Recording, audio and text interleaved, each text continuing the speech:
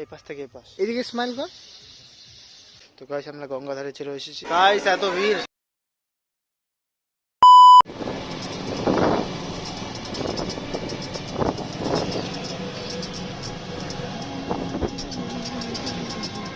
কাঁপবেন না, একটা কাঁপতেছে হাত। জল অনেকটা বেড়ে গেছে, ভিউটা দারুণ আছে না। তো গাইস আমরা গঙ্গাধারে চলে এসেছি, জল পড়বো। জুম করে দেখাচ্ছি, জুম করে। আরে এত স্টেবল থাকেই না, এত হেলে।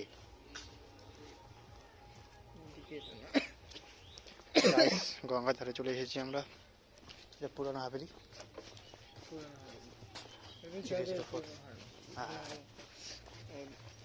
বললাম না থাক।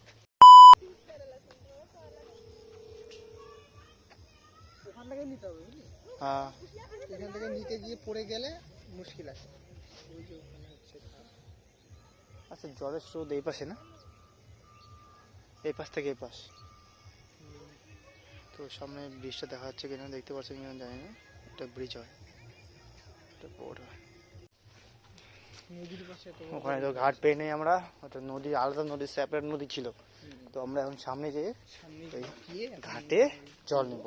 এখানে আমরা ও দেখানো হলো না, এই যে দেখেনি ব্যাগ নিয়েছি সাথে দুটো জল নেওয়ার জন্য বোতলি জার বলা চলে, ছোট্ট ছোট জার।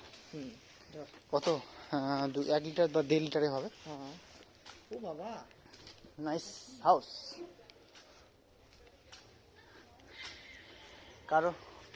কারো বাড়ি ভিডিও বানাতে হয় না,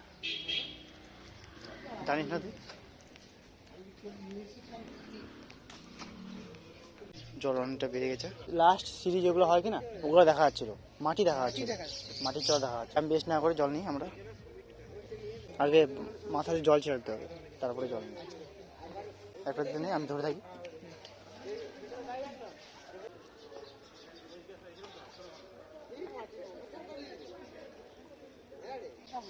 হ্যাঁ অতটা হলেও হবে।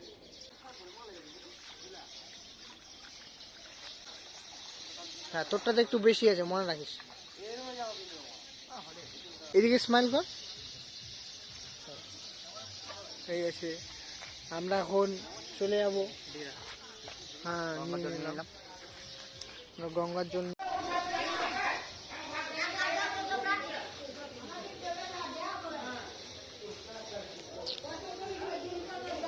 যে ফটো তুলে আরো নিচে নামবি।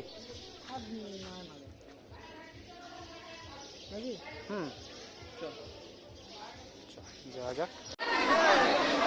মামা কি লাগিয়েছে মামা, এত ভিড়।